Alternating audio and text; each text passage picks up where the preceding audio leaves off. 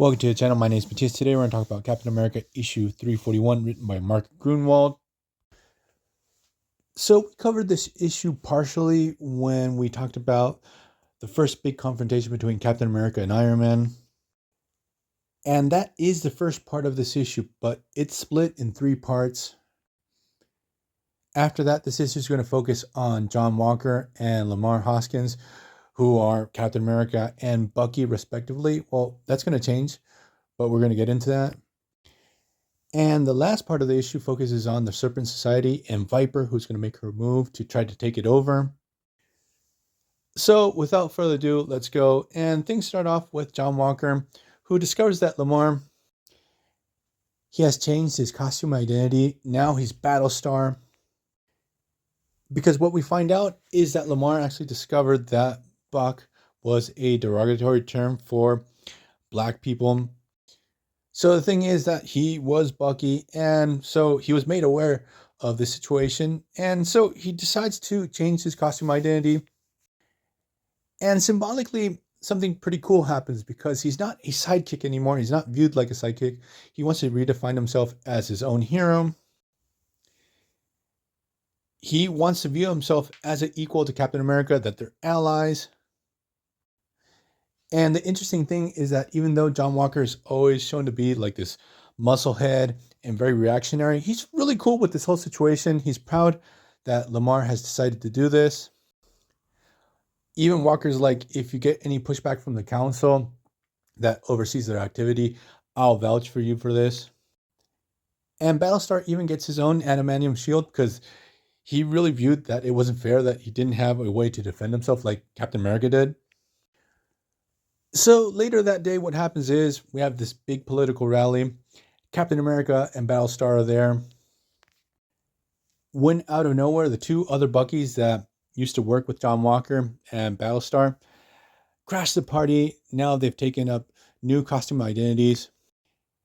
They are really, really pissed off over the fact that they were not incorporated into the government program with John Walker and Lamar. They view this to be extremely unfair, and now they have these new identities as right wing and left wing. And even one of them uses that little like torch sword thing that Super Patriot John Walker used to use. Now, before all this action goes down, John Walker actually had revealed to the world that he's not the original Captain America, that Steve had retired, that it's an honor for him to take up this mantle. But what happens when right wing and left wing attack, they reveal to the world that Captain America, this new Cap's secret identity, is John Walker. So what happens is Battlestar and Cap are able to defeat right wing and left wing. But the thing is that Cap is really worried of the possible repercussions that we're going to have further down the line in the series over the fact that his secret identity has been revealed to the world. This is actually going to set up a pretty awesome but a very dark path that John Walker is going to go down. But we're going to leave that part here. Then the issue cuts to the Serpent Society. We have Sidewinder. He's doing like this official meeting where he's incorporating new members. So we have Copperhead, Puff Adder, Fer-de-Lance, and there's like one more that I can't remember, but they're being brought into the fold. They're going to be official members into the Serpent Society now. What's really interesting to see is how Sidewinder views the Serpent Society and how they work and how it's a business for him. And that all the members should get their equal share and that their base has to be like this top-notch place. It's actually pretty cool to see that. It's like this true crime syndicate. But what happens is Fer-de-Lance,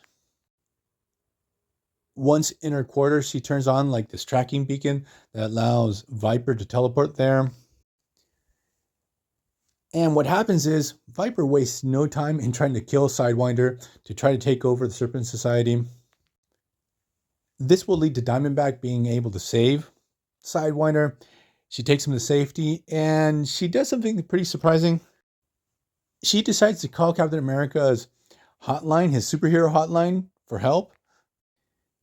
So not only we get the setup to the future battle between Captain America and the Serpent Society, we get the seeds to the future relationship that we're going to have Cap have with Diamondback. But we're going to leave this video here. I hope you guys liked it. See you guys next time. Bye.